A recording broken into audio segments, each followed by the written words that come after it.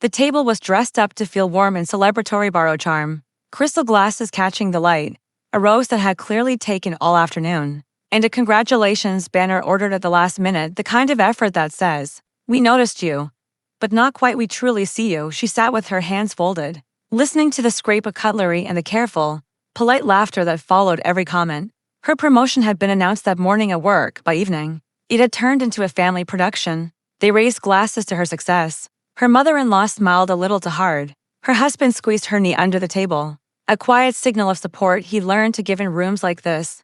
She did feel proud, but pride, for her, had learned to live alongside caution.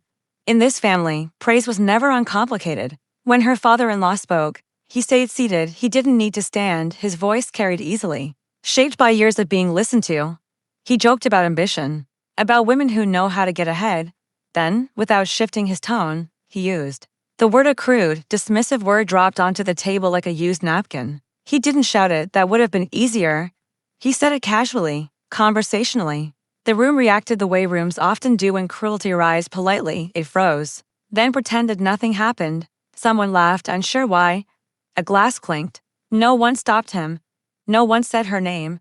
She felt the familiar math start in her head. How much would silence cost her today? How much would speaking up cost her later? She could already hear the excuses if she stayed quiet. "He's old-fashioned. Don't cause a scene. Think of your husband." Silence would be praised as maturity. Endurance would be called grace. She noticed her hands shaking, then calming. She noticed the banner drooping at one corner. She stood, not dramatically, just enough for her chair to make a soft sound against the floor. She didn't raise her voice. She didn't look at him first. She looked down at the place setting in front of her, as if anchoring herself to something solid. Then she said, evenly, that she wouldn't stay in a room where she was spoken to that way. She said she'd earned her promotion and she was leaving. That was all. No lecture, no accusations. The simplicity rattled them more than anger ever could. Her husband half stood, hesitated, then stood fully. He didn't argue. He followed her. At the doorway, authority entered, not loudly, not dramatically, but like a door opening behind them. The restaurant manager, alerted by the sudden quiet and a waiter's quick look, asked if everything was okay. This was a public place. Words had witnesses. Her father-in-law tried to brush it off, but the manager had already heard enough. Rules are clearer than family politics. Calm and firm, the manager addressed him directly, explaining that language like that broke the restaurant's code of conduct and would not be tolerated. If it continued, he'd have to leave. He didn't ask her how she felt. He didn't need to. The boundary existed on its own.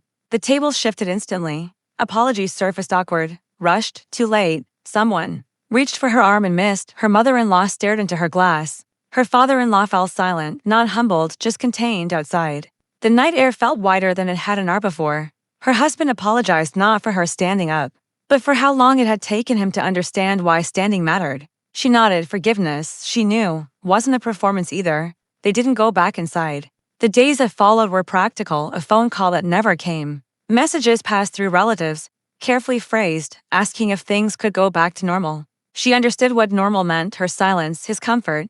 She declined without drama. Invitations grew cautious. Conversations shortened. The borrowed warmth disappeared. At work, nothing changed. She did her job. People treated her the same as always, competent, capable, unremarkable in the best possible way. That steadiness mattered more than applause. Months later, at a smaller gathering, her father-in-law spoke less. When he did speak, he chose his words carefully. He never apologized. He didn't have to for the change to matter. The room remembered the restaurant. Once authority shows up, it tends to linger. She learned that dignity doesn't announce itself. It doesn't fix every wrong. Sometimes it simply stands up, walks away, and lets consequences speak. The win was quiet, and it cost her the illusion of belonging. What it gave her instead was a seat she no longer had to earn.